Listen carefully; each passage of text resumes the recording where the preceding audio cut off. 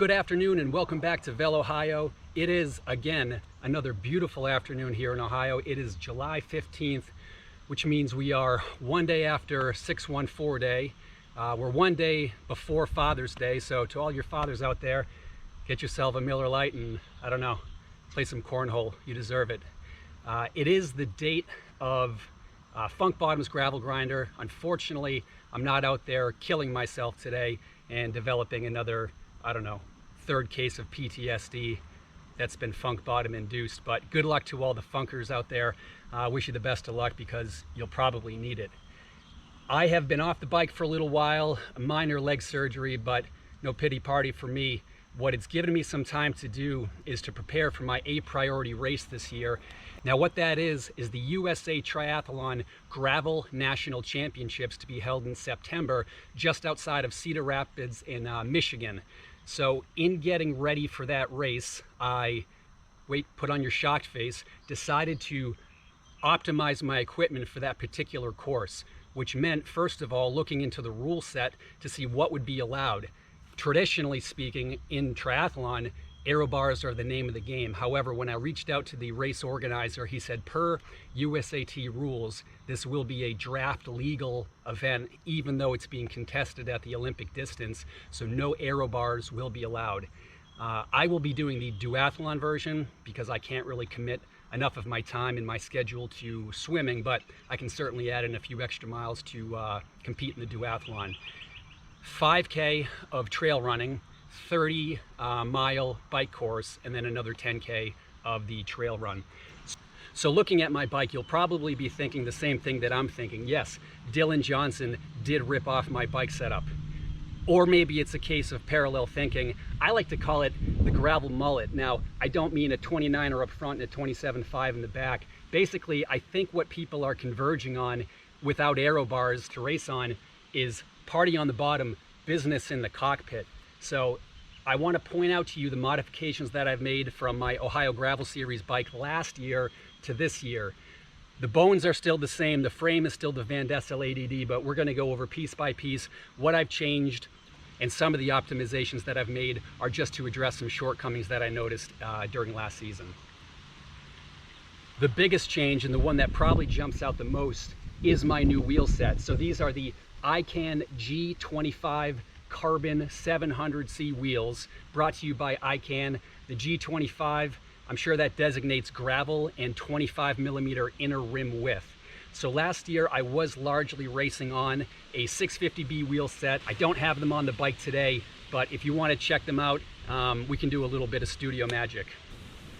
And just like that, through the powers of editing, we are back in time to yesterday. So welcome to my shop to discuss the 650B build on my Dessel ADD. I don't know if you guys were familiar with the online bicycle retailer called The House. I believe they had a physical store also in Minnesota, but they assembled their own bicycle builds under the brand Framed, and their in-house wheel was called Pub, P-U-B.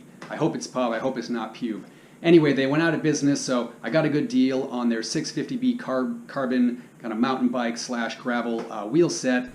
So it is the Carbon 650B 35RS. Now, for the last 2 years, I have been using a set of WTB I-25 alloy wheels. They served me very well through the Ohio Gravel Race Series. Really, my only knock on them was that they were just a bit heavy. They were over 2,000 grams, so over 2 kilograms, and these came in at just over 1,500. I'm definitely not much of a weight weenie, and it's kind of arguable how much difference weight makes in actual race speeds. Once you're up to speed, whatever mass you had to move along in the system is actually going to carry you forward. So everybody talks about how quickly light wheels spin up. They never talk about how quickly they slow down. However, having a light wheel, having that ability to accelerate quickly does affect your engine a bit, and sometimes it's all upstairs. If you feel fast, you're probably going to go faster. They do have the same internal width at 25mm as the WTB I-25s. Okay, I get it. Externally, however, they are just a little bit wider at 32. I do have mounted right now my Schwalbe Thunderberts in the 2.1 inch size, so they measure at 52 millimeters across.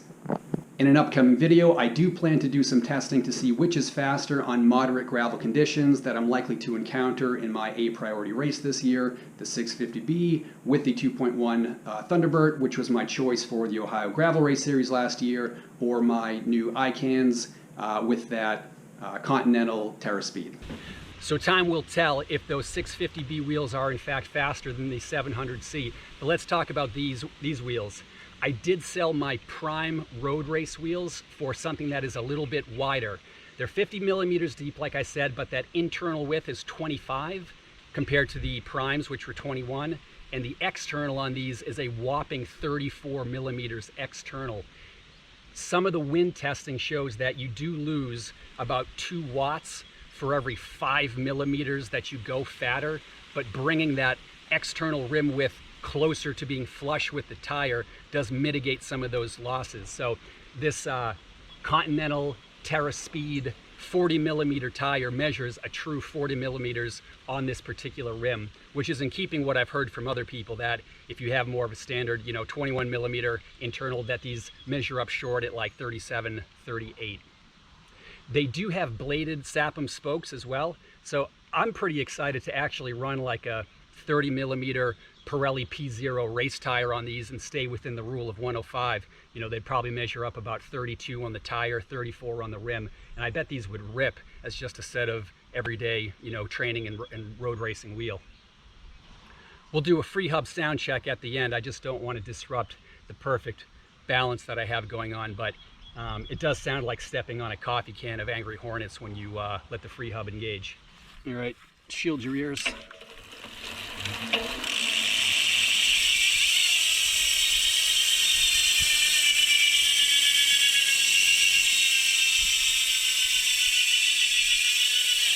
That's what nightmares are made of. Now, one consideration that I had to make when purchasing these wheels, like most standard wheel sets, these hubs are compatible with the 12 by 100 through axle standard. When I got this Van Dessel ADD, it's a 2017 design, so it was still the Wild West of gravel standards, and the 15 by 100 was fairly commonplace, but you're not going to really find many wheels that will accommodate that standard anymore. So there is an ingenious product out there. It is called the JJBP through axle conversion. You can find it on eBay. Now, the JJBP conversion kit was developed by a clever entrepreneur. It basically preserves the caps of your fork dropouts. You screw in these little adapters. You can use some thread lock, and then it basically takes that 15 millimeter size, converts it to the 12 millimeter, and he does supply you with a 12 millimeter through axle. It has been absolutely rock solid, no issues there. I'm not going to go over the installation process, but I will link to that product in the description of the video. And if you guys have run into this issue where you have a 15 by 100 fork, please, go ahead and check out this product because it has been bulletproof so far. Now, I did decide to go one by this year. That's not really to optimize it for Michigan. It's more so because when I bought the bike, I did have a 4630 FSA double, and this does not have a braze-on derailleur hanger. I was using one of those clamp style derailleur hangers, and the way that I had to route the front derailleur cable, it came down the down tube and then up here through the chainstays, and the way that it would connect into that derailleur hanger, all of the mud and grime that would whip over the top of the tire would just shoot down that cable housing. I brought it to 3 different mechanics to see if there was a different way that we could route things, and we just couldn't come to a good solution. So every year I ended up changing the cable and the housing, which really isn't the end of the world, but just over the course of the season, that front derailleur shifting would just degrade, and it would get grittier and heavier. And when you're doing a race, like Funk Bottoms, constantly going up, constantly going down, I mean, you're going from big ring to little ring quite often. So I did go with a SRAM Apex 1 42 tooth front crankset here in a 170 versus what I had last year, 170 2.5.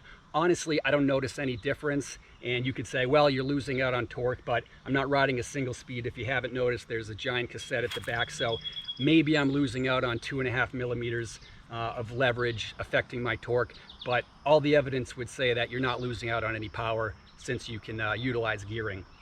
So running to the back here, I have a GRX 1x rear derailleur, but you'll notice that there's something a little bit different.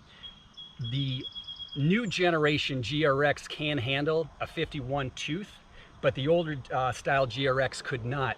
So this company Garbaruk that makes some other components, they're a European brand, they make this elongated cage that actually can account for the chain wrap that is required to shift up to a 50. Now this is an 11 through 46. I do have an 11 through 50 on the 650B wheel set that you saw back in time just now. I think that this will be plenty for Michigan, but you know, in a course like Funk Bottoms, you are going to want that 42 in the front to 50, you know, that 8-tooth difference between, just to get yourself up those unrelenting steep pitches. You might be thinking, well, last year, Dan, you used that wolf tooth. Can't you just use that to extend? Yes and no. It does help you shift into a larger cog. They specify that it can get you up to a 40, but it still doesn't account for the chain wrap. So you actually need a larger spacing, which the GRX already has here in that hanger, and then you also need the longer cage to actually account for the chain wrap, the long cage that is required. Garbaruk also has the oversized pulley wheel. I guess you get a 1 watt savings out of that and a little bit of bling. Consistent with last year, I'm still going with the wax chain, and I think that's going to do great for me again this year.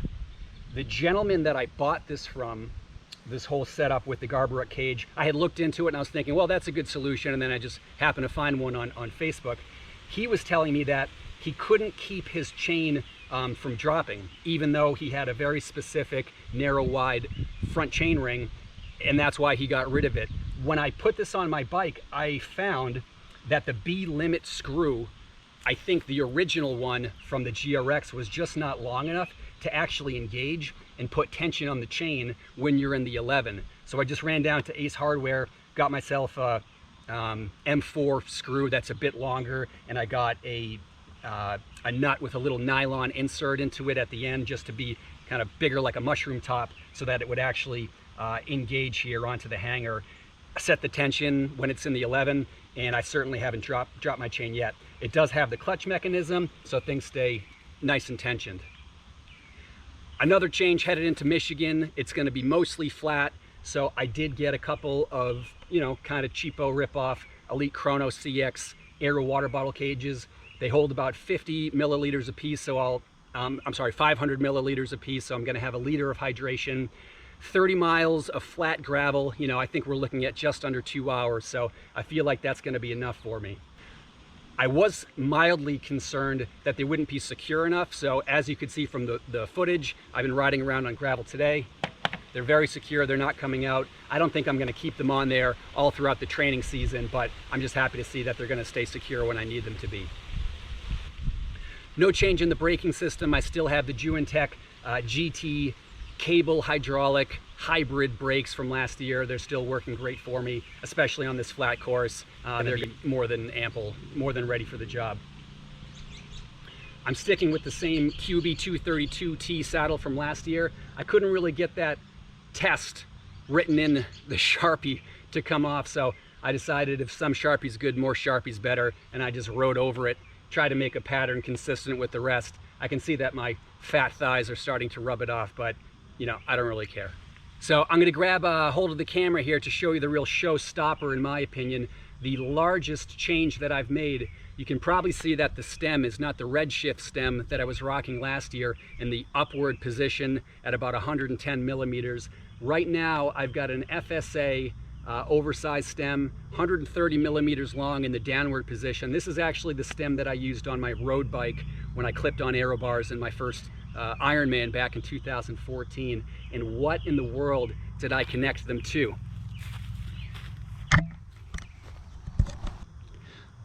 So this is where my bike and Dylan's bike really strike some similarities. I have gone with a 37 millimeter wide flared aero handlebar.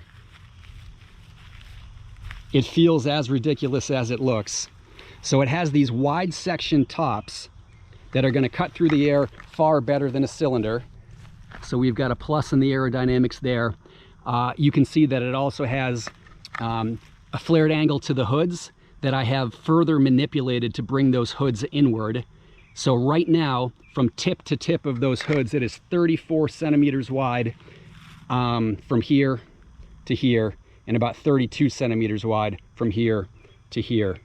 At the drops, they're about 42 centimeters wide, and this differs from my bar last year, which is I believe that it's the Zip Explore service course that are 42 wide and then 48 wide. Now, why have I done this? Why have I made such a dramatic change at the handlebars? If I can't use my aero bars with my limited, modest, meager power output, I need to make use of every aero advantage that I can. So with these handlebars, it affords me a few different aerodynamic hand position options. So starting off, of course I can ride the tops. I won't be doing very much of that.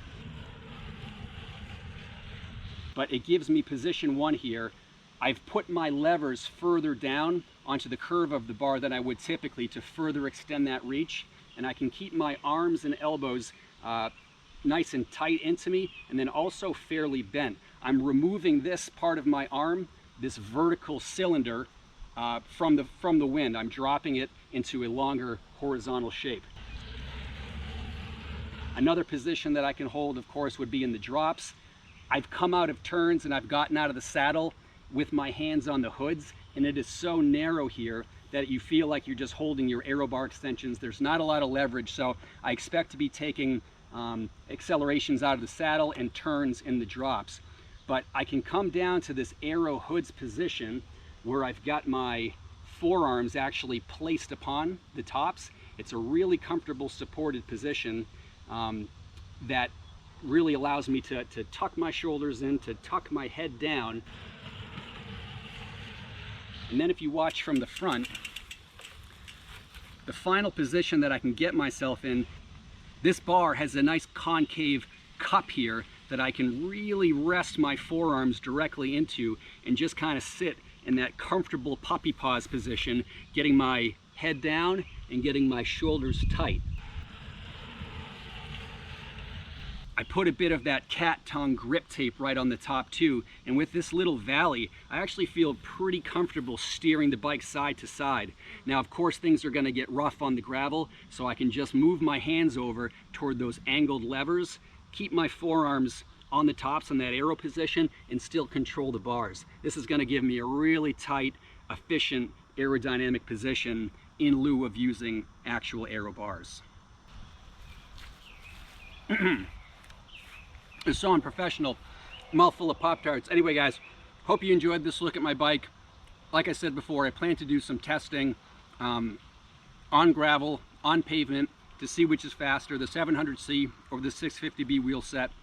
That's going to determine what I bring to Michigan, because of course the name of the game is speed, and hey, I want to win. Catch you in the next one.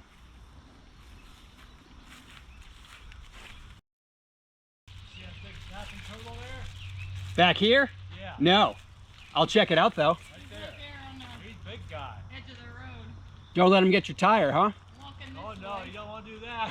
Yeah. Maybe he likes Pop-Tarts. That's all I have for him. Oh.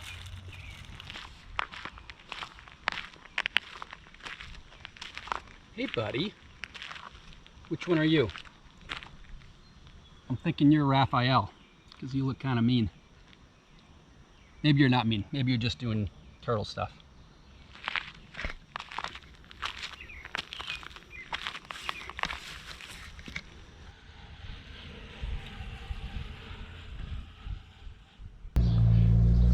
Happy Father's Day to me. Don't sleep on the Galloway Tavern. Get the wings, get them double baked, extra wet. Don't get them extra hot if you plan to ride home afterward. Words of wisdom, words to live by.